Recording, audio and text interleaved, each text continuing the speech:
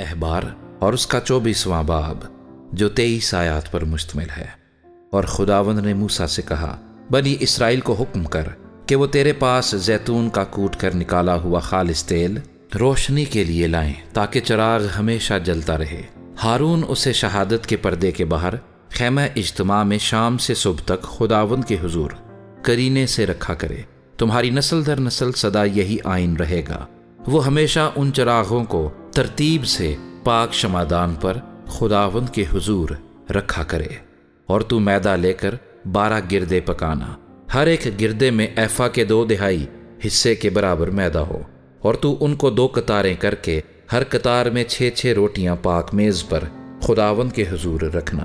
اور تو ہر ایک قطار پر خالص لبان رکھنا تاکہ وہ روٹی پر یادگاری یعنی خداوند کے حضور آتشین قربانی کے طور پر ہو۔ وہ سدا ہر سبت کے روز ان کو خداوند کے حضور ترتیب دیا کرے، کیونکہ یہ بنی اسرائیل کی جانب سے ایک دائمی عہد ہے۔ اور یہ روٹیاں ہارون اور اس کے بیٹوں کی ہوں گی، وہ ان کو کسی پاک جگہ میں کھائیں، کیونکہ وہ ایک جاودانی آئین کے مطابق خداوند کی آتشین قربانیوں میں سے ہارون کے لیے نہایت پاک ہیں۔ اور ایک اسرائیلی عورت کا بیٹا جس کا باپ مصری تھا اسرائیلیوں کے بیچ چلا گیا، اور وہ اسرائیلی عورت کا بیٹا اور ایک اسرائیلی لشکر گاہ میں آپس میں مار پیٹ کرنے لگے، اور اسرائیلی عورت کے بیٹے نے پاک نام پر کفر بکا اور لعنت کی۔ تب لوگ اسے موسیٰ کے پاس لے گئے۔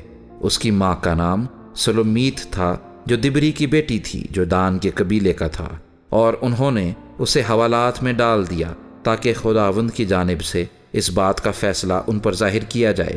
تب خداوند نے موسیٰ سے کہا کہ اس لعنت کرنے والے کو لشکر گاہ کے باہر نکال کر لے جا، اور جتنوں نے اسے لعنت کرتے سنا وہ سب اپنے اپنے ہاتھ اس کے سر پر رکھیں، اور ساری جماعت اسے سنگسار کرے۔ اور تو بنی اسرائیل سے کہہ دے کہ جو کوئی اپنے خدا پر لعنت کرے اس کا گناہ اسی کے سر لگے گا، اور وہ جو خداوند کے نام پر کفر بکے ضرور جان سے مارا جائے۔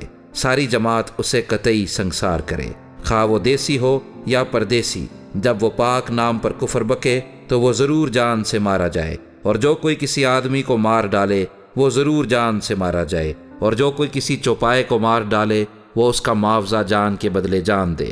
اور اگر کوئی شخص اپنے ہمسائے کو عیب دار بنا دے تو جیسا اس نے کیا ویسا ہی اس سے کیا جائے، یعنی عضو توڑنے کے بدلے عضو توڑنا ہو، اور آنکھ کے بدلے آنکھ، اور دانت کے بدلے دانت۔ جیسا عیب اس نے دوسرے آدمی میں پیدا کر دیا ہے ویسا ہی اس میں بھی کر دیا جائے۔